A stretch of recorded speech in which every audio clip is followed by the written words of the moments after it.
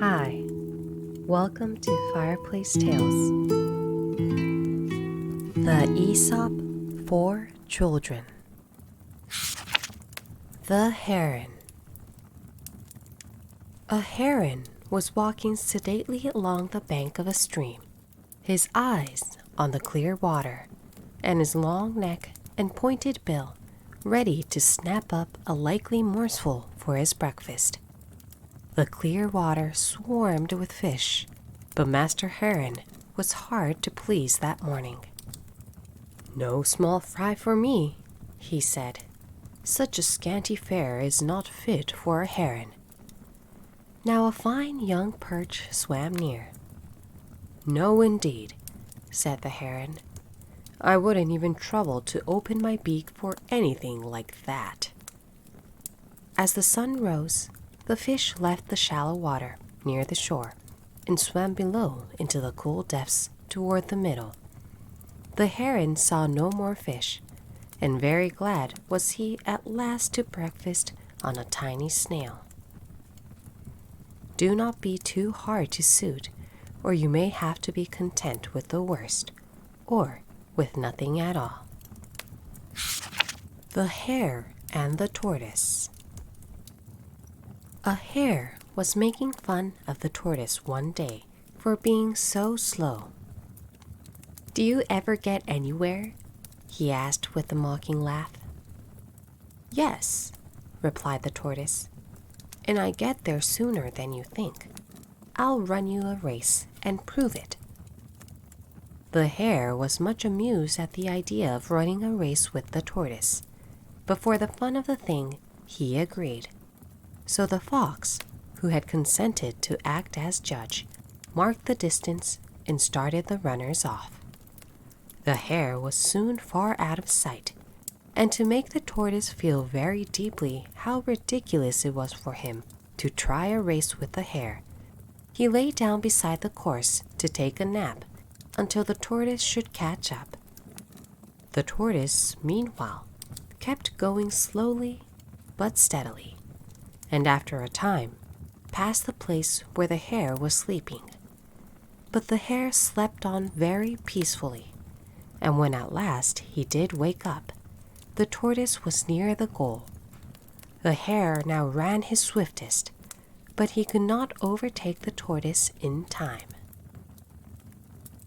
The race is not always to the swift.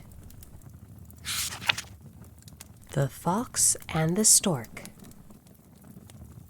The fox, one day, thought of a plan to amuse himself at the expense of the stork, at whose odd appearance he was always laughing. "You must come and dine with me today," he said to the stork, smiling to himself at the trick he was going to play.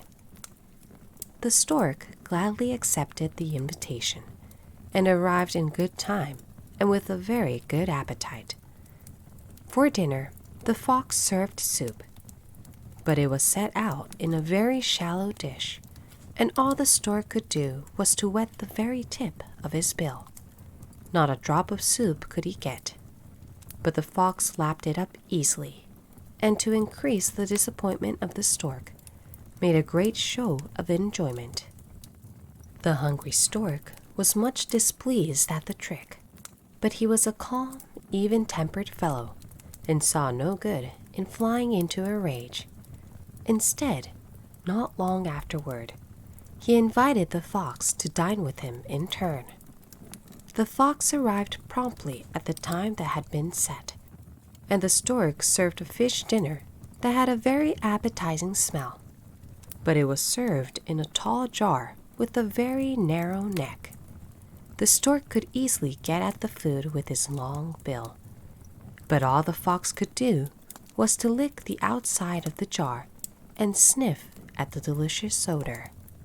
And when the fox lost his temper, the stork said calmly, "Do not play tricks on your neighbors unless you can stand the same treatment yourself." The Bear and the Bees. A bear, roaming the woods in search of berries, happened on a fallen tree in which a swarm of bees had stored their honey. The bear began to nose around the log very carefully to find out if the bees were at home. Just then, one of the swarm came home from the clover field with a load of sweets. Guessing what the bear was after, the bee flew at him, stung him sharply, and then disappeared into the hollow log. The bear lost his temper in an instant and sprang upon the log tooth and claw to destroy the nest. But this only brought out the whole swarm. The poor bear had to take to his heels, and he was able to save himself only by diving into a pool of water. It is wiser to bear a single injury in silence than to provoke 1,000 by flying into a rage. The Two Goats. Two goats, frisking gaily on the rocky steeps of a mountain valley, chanced to meet, one on each side of a deep chasm through which poured a mighty mountain torrent. The trunk of a fallen tree formed the only means of crossing the chasm, and on this, not even two squirrels could have passed each other in safety. The narrow path would have made the bravest tremble. Not so our goats. Their pride would not permit either to stand aside for the other. One set her foot on the log. The other did likewise. In the middle they met horn to horn. Neither would give way, and so they both fell to be swept away by the roaring torrent below. It is better to yield than to come to misfortune through stubbornness. Thank you for watching. いかがでしたでしょうか？動画を気に入っていただけた方は、ぜひ高評価、チャンネル登録をよろしくお願いいたします。